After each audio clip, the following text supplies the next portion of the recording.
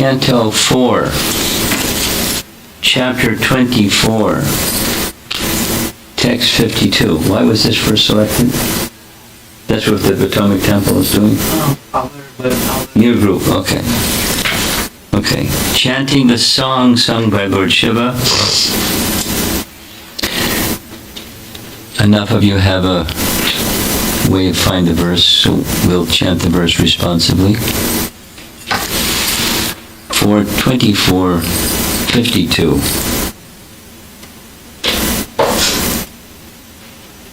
Pada sharat padma palasarocisha. Pada sharat padma palasarocisha. Nakadyabhirnon tirnakam vidhunvata. Nakadyabhirnon tirnakam vidhunvata. Pradarshaya sviyam apasta sadvasam. Pradarshaya sviyam apasta sadvasam. Padam Guru Marga Gurustamo Jushtam.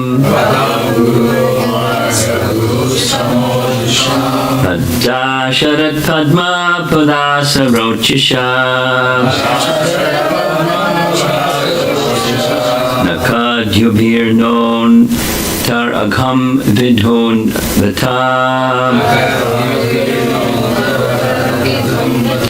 Pradarshaya sviyam apasta sadvasam.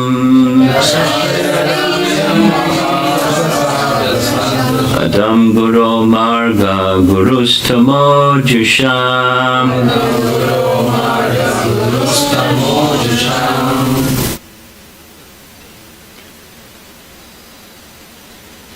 Pada sharat padma pulasa rocisha. Pada sharat padma pulasa rocisha.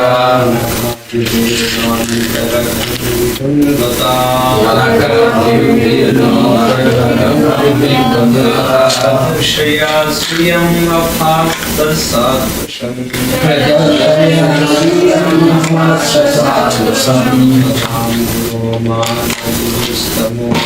Padam Guru Marga Gurustamo Jusham.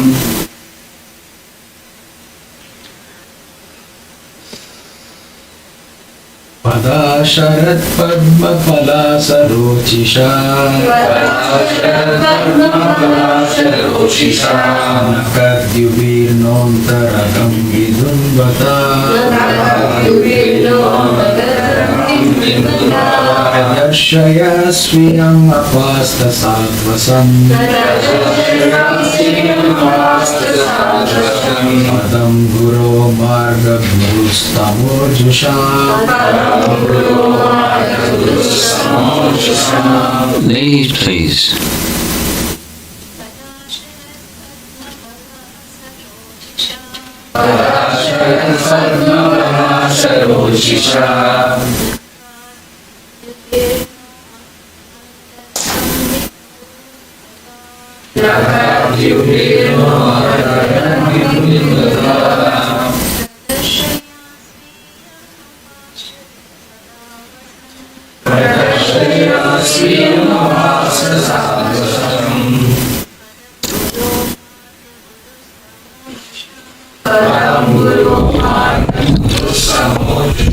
Go ahead, Krishna. Pada sharat padma palasa rocisha. Pada sharat padma palasa rocisha. Nakadyubhir non taragam vidhunvata. Pradarshaya sviyam apasta sadvasam. Padam Guru Marga Gurustamo Jusham. Pada, by the lotus feet. Sharat, autumn. Padma, lotus flower.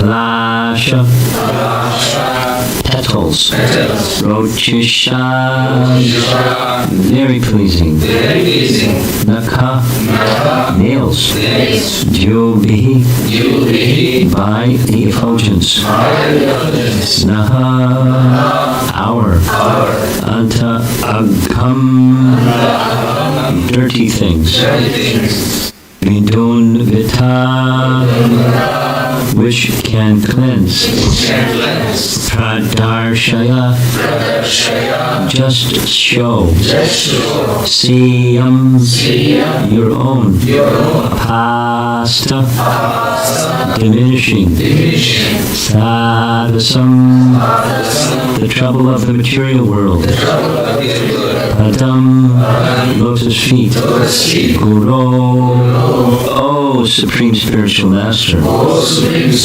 Marga, the path, Guru, Spiritual Master, Tamak Josham, of the persons suffering in ignorance.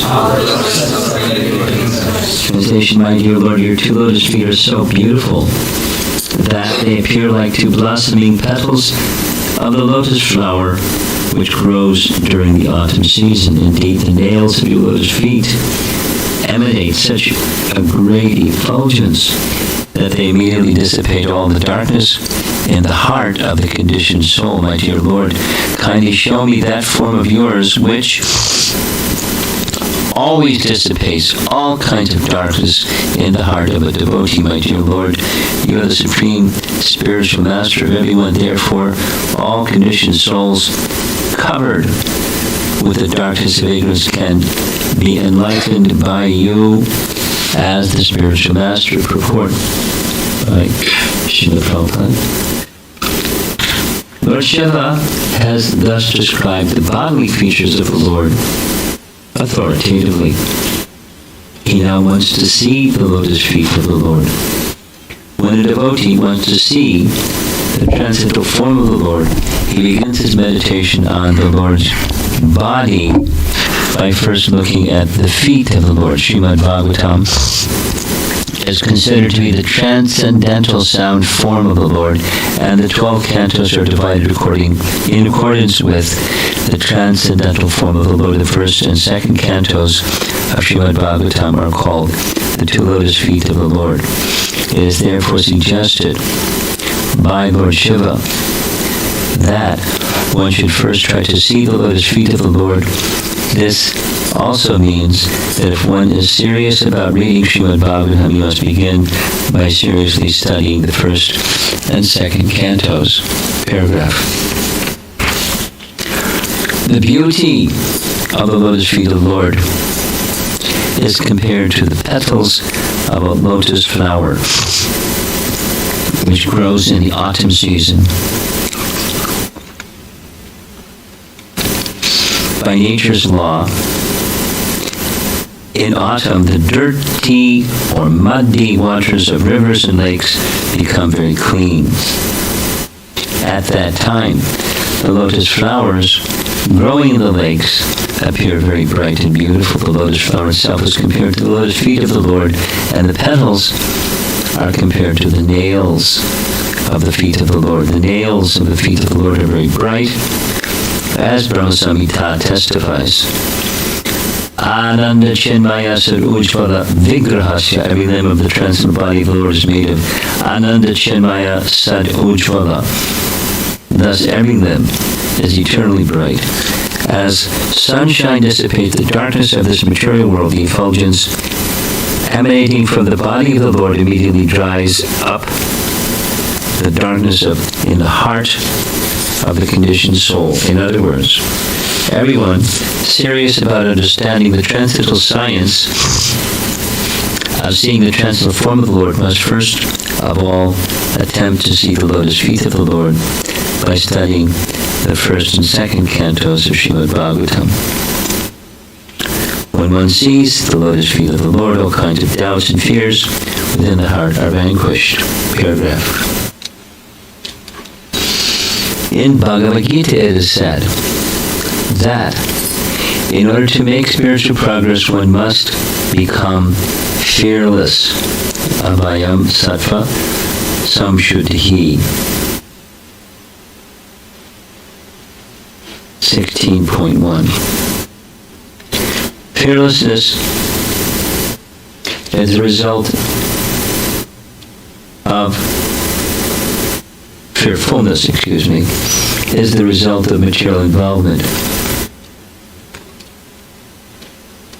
It is also said in Srimad Bhagavatam 11.2.37, Vayam Dutriyam Viniveshitak Syat. Fearfulness is a creation of the bodily conception of life.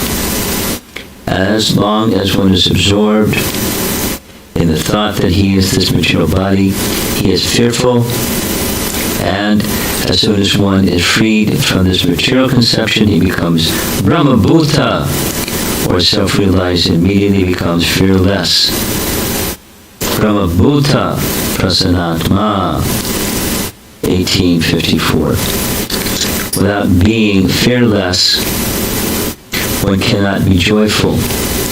The bhakta, the devotees, are fearless and always joyful because they are constantly engaged in the service of the lotus feet of the Lord. It is also said, Bhagavatam 1.2.20, Evam prasanna manaso bhagavad bhakti yogataha bhagavat tattva vijnanam mukta sangasya jayate. By practicing Bhagavat Bhakti Yoga, one becomes fearless and joyful. Unless one becomes fearless and joyful, he cannot understand the science of God.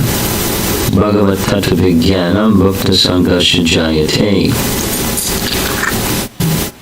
Just repeating the same Bhagavatam verse. This verse refers to those who are completely liberated from the fearfulness of this material world.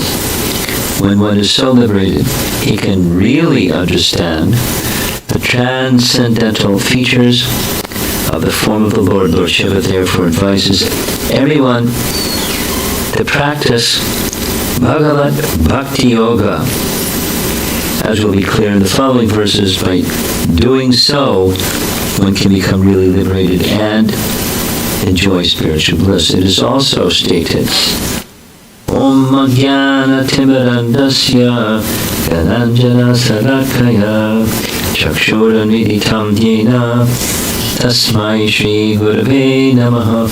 The Lord is the Supreme Spiritual Master and the bona fide representative of the Supreme Lord is also a spiritual master. The Lord from within enlightens the devotees by the effulgence of the nails of his lotus feet, and his representative, the spiritual master, enlightens from without. Only by thinking of the lotus feet of the Lord and always taking the spiritual master's advice can one advance in spiritual life and understand Vedic knowledge. Yasya deve para bhaktir yatha deve tata guru tasyaite katita yartha prakashante mahatmana.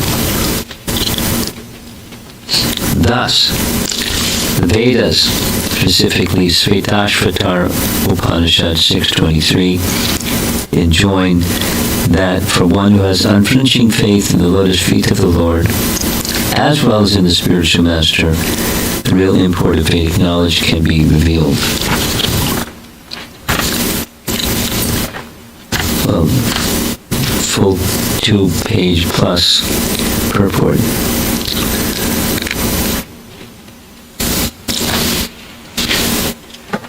Prabhupada was so prolific, at his touch was the command of the knowledge of the Vedas and the application of the knowledge of the Vedas. And in his heart was the desire to give all of that to the world because of the dark age of Kali.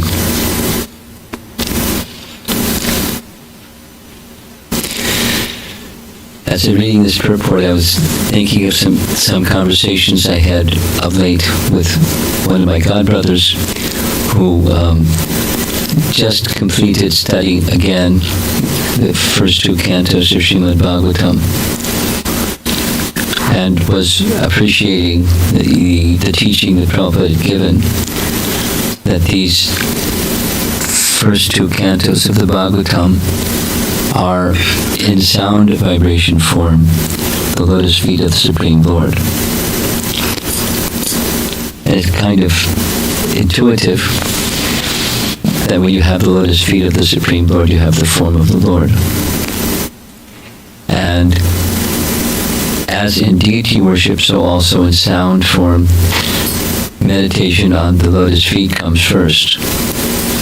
And then one can proceed further, but without receiving and meditating upon and assimilating the mercy that comes from the lotus feet of the Lord, or the first two cantos of Srimad Bhagavatam, then it's hard to proceed further and get the full benefit of what further means.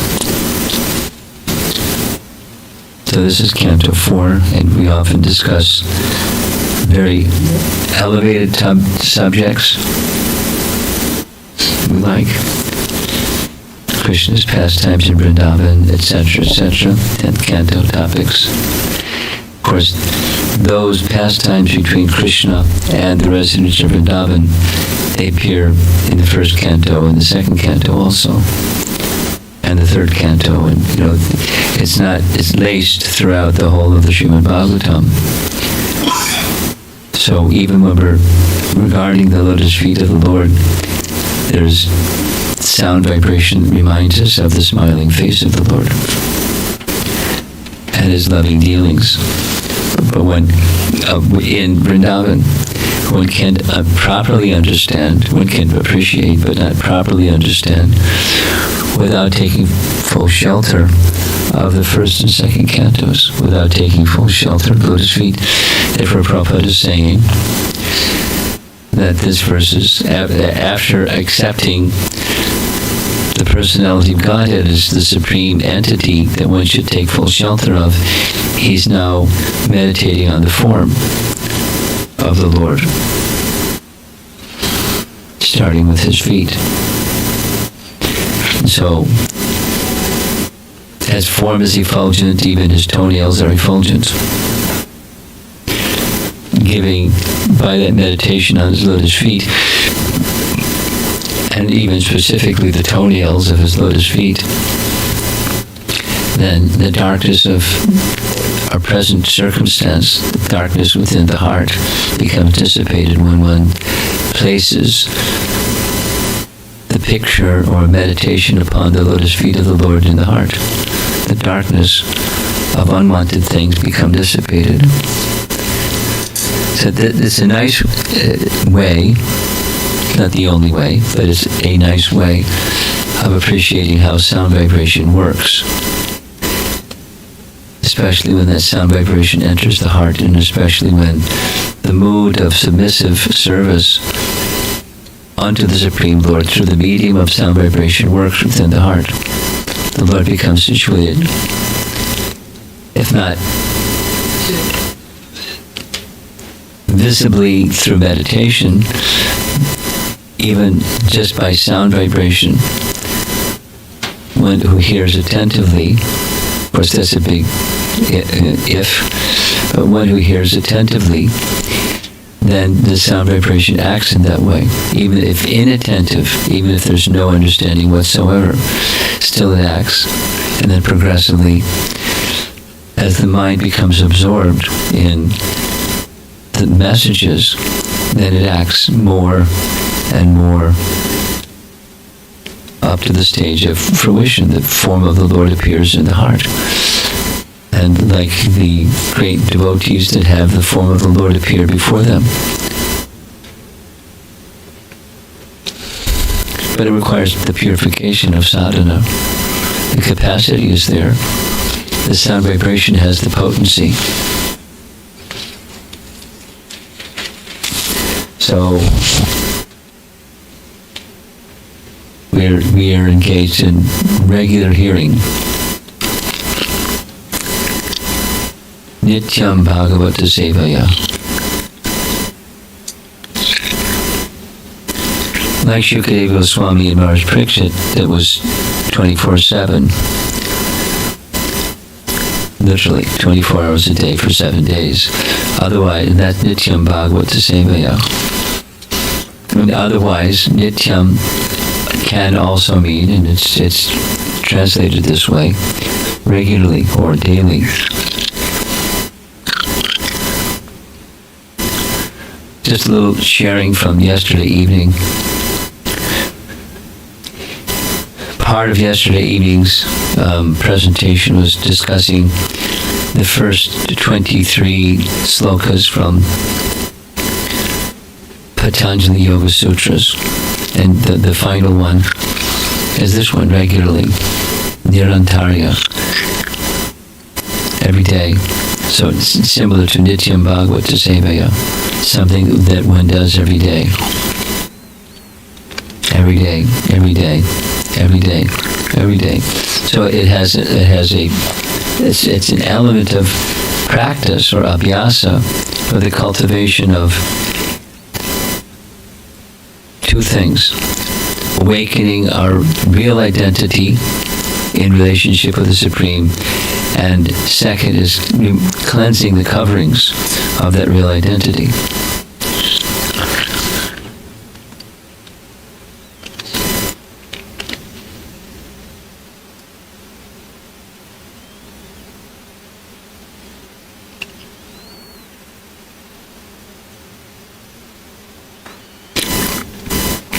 An elevated soul hearing the passages of Srimad Bhagavatam, their experience of that hearing of the passages of Srimad Bhagavatam must be very ecstatic. Those who are beyond the sadhana stage, or in the advanced levels of the sadhana stage, they're experiencing something that most of us are not experiencing. They're experiencing that this sound vibration actually is the Supreme Lord and is stirring remembrance of the Supreme Lord just by sound vibration. Srimad Bhagavatam is such a wonderful literature. Besides, it's, the poetry of it is very elegant and exquisite, and that alone can be an object of great appreciation, just like the metaphor of two petals of a lotus flower being compared to the two lotus feet of the Supreme Lord. I mean, it's poetic, but a lotus flower conjures within the mind something, and the point that Prabhupada is making here is in the autumn season. I'm very familiar with this from Light of the Bhagavad, because the autumn season in India comes after the rainy season, and after the rainy season comes the autumn season. And in the autumn season, the lotus flowers blossom in lakes where the mud that has been stirred by the rainy season is now settled, and therefore the lotus that's growing in the lake or pond seems even more beautiful, or the metaphor is here effulgent, as the lotus feet of the Supreme Lord. So are effulgent, as the form of the Supreme Lord is effulgent. So it's the imagery, poetic imagery, creates a picture in the mind, and that's if heard properly, attentively, submissively, then something happens in the mind, and the Dunoti Shamalam Krishna. In the autumn season, here the word is sharat, in the autumn season, but same, that verse in the Bhagavatam that says the shamalam, the impurities of the heart become cleansed away, and then as that impurities of the heart become cleansed away, then the form of the Lord becomes revealed, or can become revealed within the heart. Same idea that's being expressed here. So, poetic imagery is important to gather the right picture within the mind and within the heart of what Lord Shiva is offering here. He's offering prayers to the Supreme Lord. Specifically here, he's offering prayers to the Supreme Lord's, the glories of the Supreme Lord's feet. And he's going to continue with other features of the Supreme Lord's form. It's a meditation on the form of the Lord in very poetic language.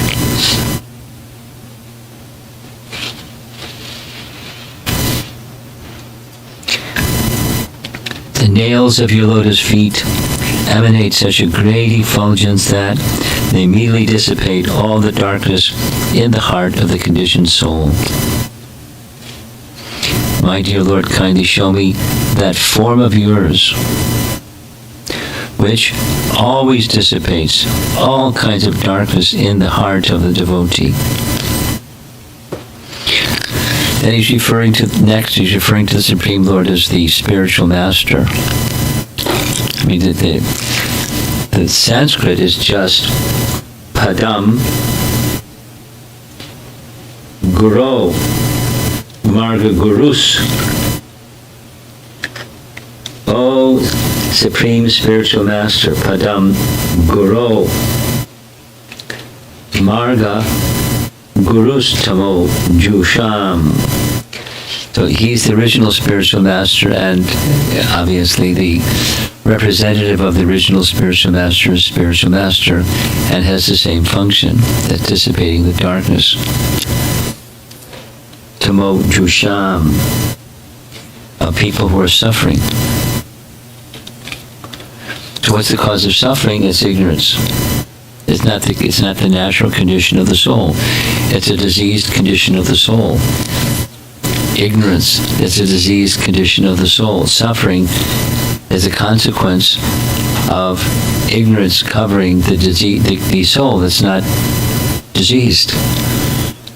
So, joyfulness and knowledge are the consequence. If when one is interacting properly with the original spiritual master and or the representative of the original spiritual master, it's a symptom of making the proper connection. Darkness is removed, ignorance retakes its place, joyfulness becomes awakened. Same understanding as those important verses in Canto 1, Chapter 2. Yenatma suprasidati. The soul becomes suprasana, fully joyful. And Srimad Bhagavatam is such a literature that it does those two things. It cleanses and it awakens the natural, joyful consciousness of the soul.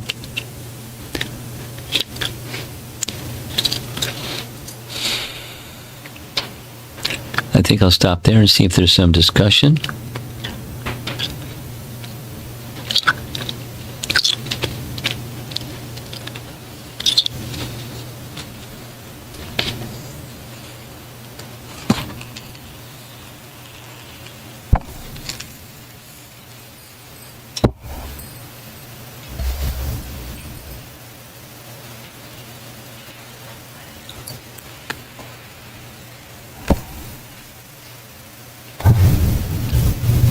Krishna Guru Maharaj.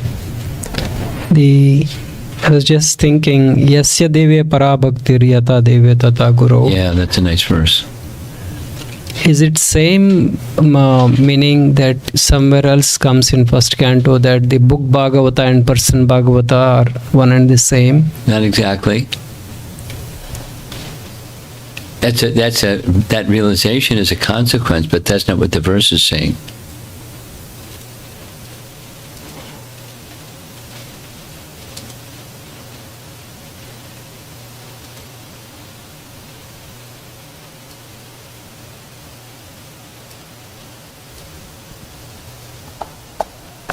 Thank you, Maharaj.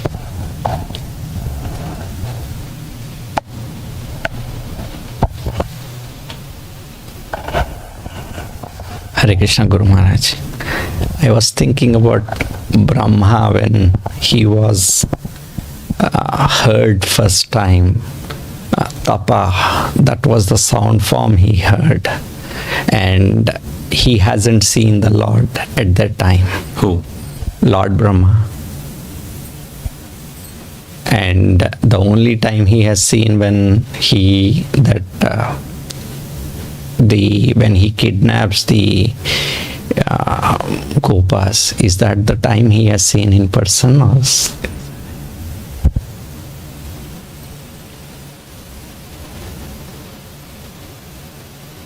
He regularly appears, and when Krishna does amazing things, he is with all the demigods that shower flowers, etc.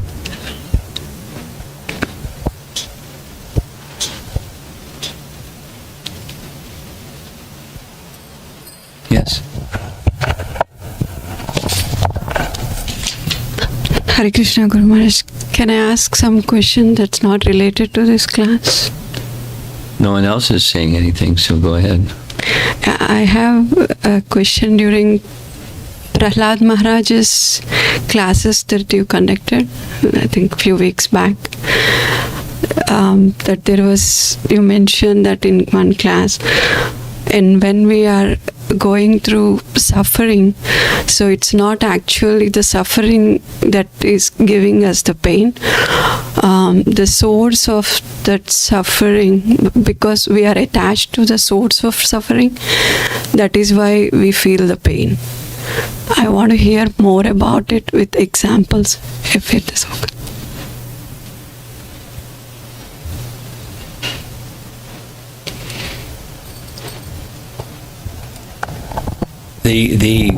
The key is to properly understand and apply the distinction between spiritual and material.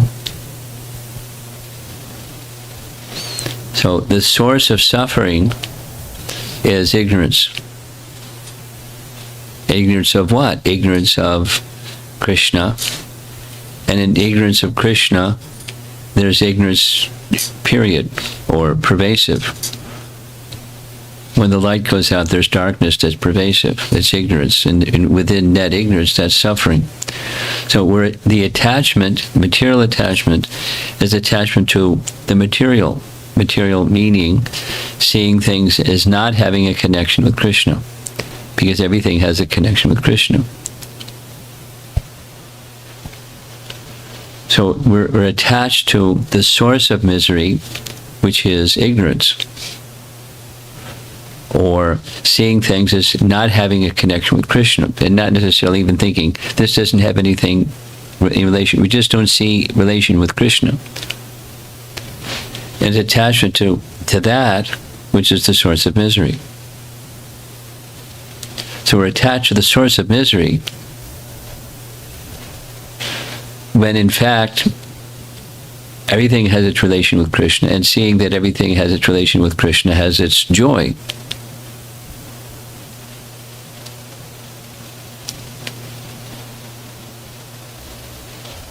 So for example, if I'm going through some health difficulty, or if I lose a job, so where do I feel the joy that time? So like, because your relationship with Krishna. Mm-hmm. There's joyfulness in one's relationship with Krishna. I mean, a very simple example is Queen Kunti and her prayers. You know Queen Kunti's prayers. So bring on the calamities. That's not joy. What crazy person says bring on the calamities? She's not a crazy person.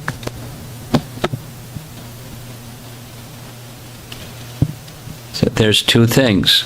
for Kunti, if calamity means my absorption and thought of you becomes intensified, bring on the calamities. And not only bring on the calamities for that reason, when we have calamities, you come.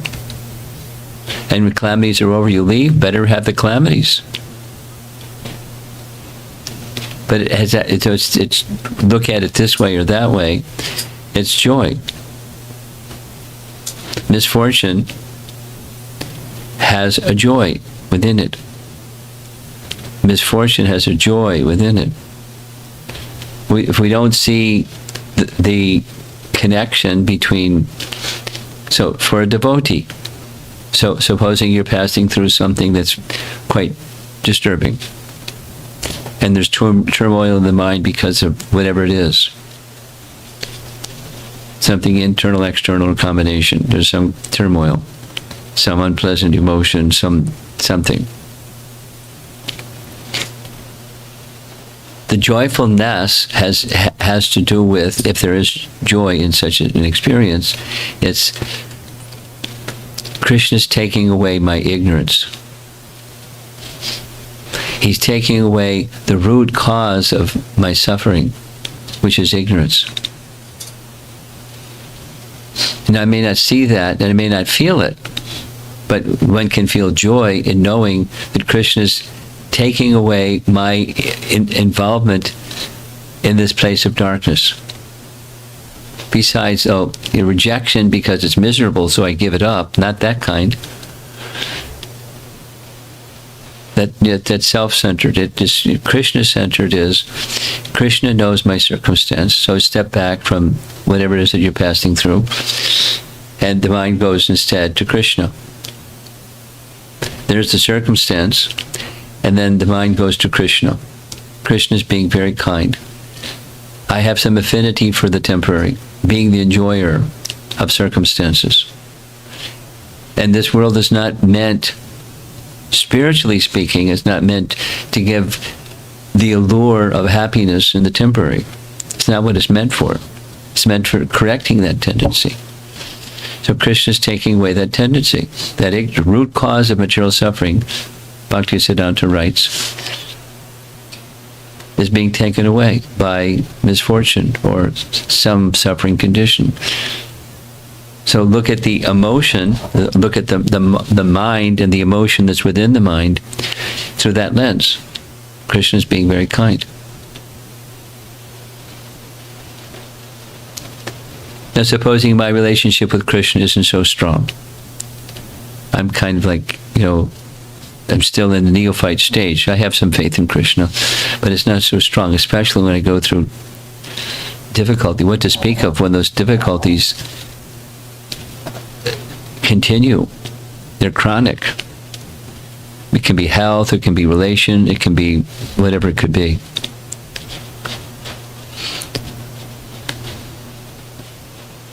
Krishna is being very kind. My health is, I know some people, you probably do too. Their health condition is chronically bad.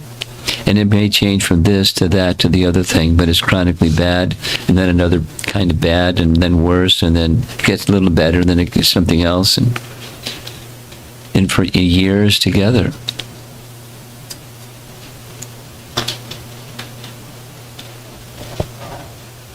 So where's Krishna's mercy in that circumstance? The root cause of suffering is being taken away. The sense that happiness is fill in the blank. So within the realm of the material, and I become the enjoyer of that. That's the source of my suffering, source of my misery. Having that idea that happiness is out there somewhere. Just have to bring the configuration proper, and then that's bingo.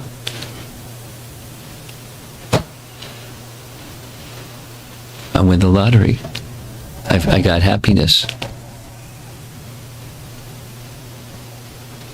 That's the source of our misery. We're not attached to the misery, we're attached to the source of misery. It's not the object, it's the expectation there's happiness by involving ourselves with the material energy in such and such way, and we adjust to such and such way, but it doesn't change. As the kaleidoscope turns, it's still a kaleidoscope. I'm still looking at the world through the lens of, it's meant for my happiness. That's the source of our misery. That's ignorance. It's not what the world is meant for. It provided for us the circumstances of life that are causing me misery. It's not meant to give me if I was God, it would bring happiness. It's not bringing happiness.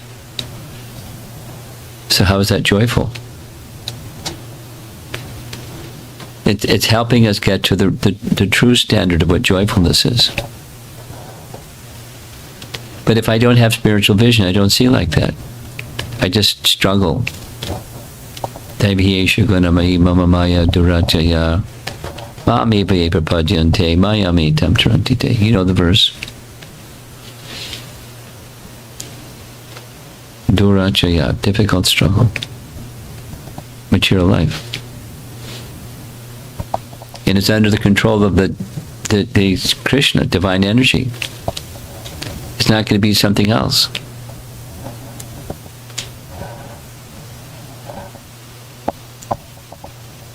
So the surrender to Krishna means the root cause of my suffering, please take it. That's this propensity to try to be the enjoyer, the imitation Purusha. Please take it.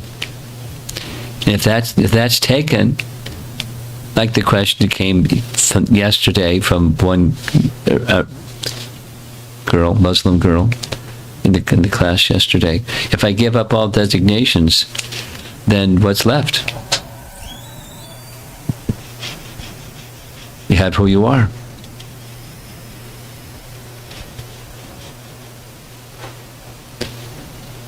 Okay?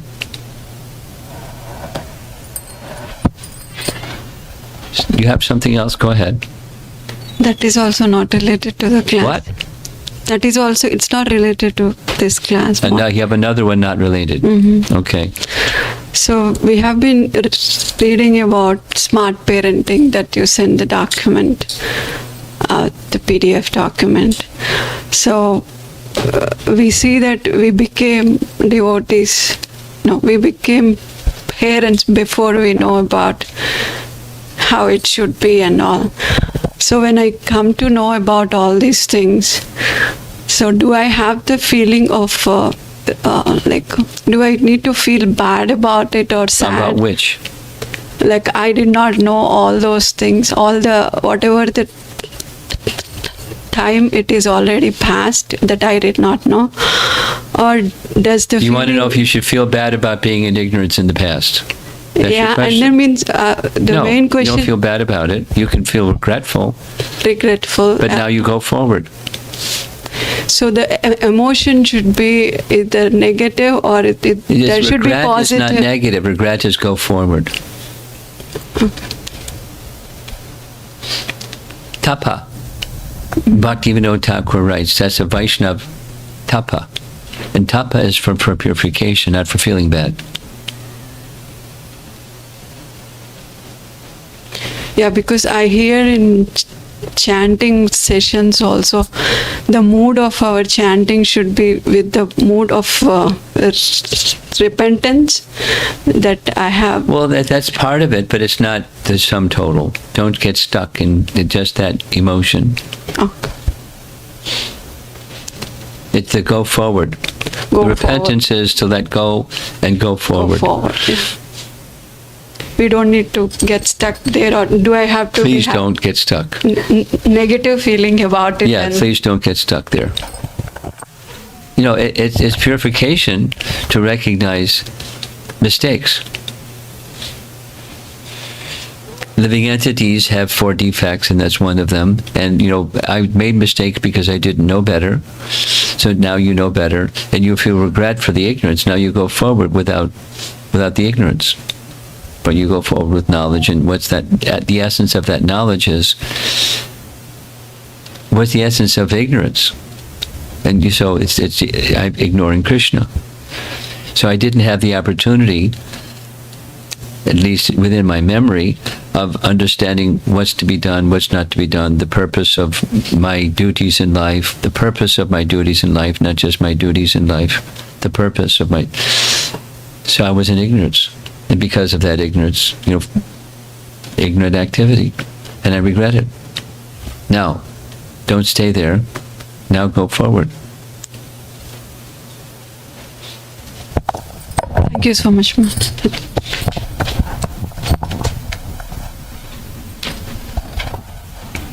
Hare Krishna, Guru Maharaj. Yeah, the last statement of this purport was saying that the Vedas enjoin that for one who has unflinching faith in the lotus feet of the Lord, as well as in the spiritual master, the real import of the Vedic knowledge can be revealed. Yes. So I was just thinking, like, as per my knowledge, the Vedic knowledge consists of Vedasya Sarvamad Ahame Vedic Vedya. knowledge consists of what? To know Krishna, right? Well, that's the essence. The essence of the Vedas. Yes. So how to have what are the symptoms of unflinching faith? What are the symptoms of unflinching faith?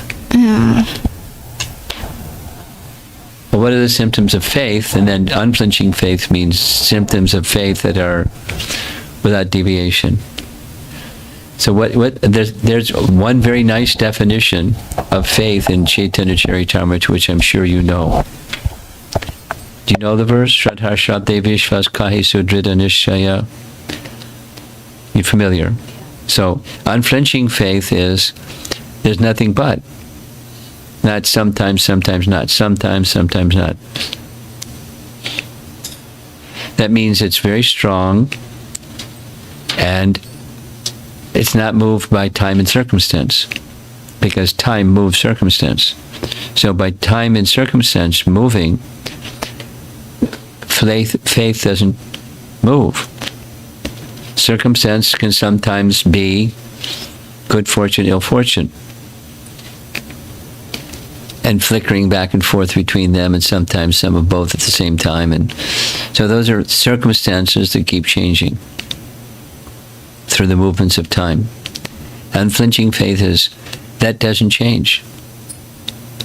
Unflinching faith, not created by or destroyed by circumstance. Ahoituki aprati. Krishna, unto Krishna. Krishna, bhakti, devotion, service unto Krishna. Sarva karma kritahoy. All other things will be achieved by that one thing. Unflinching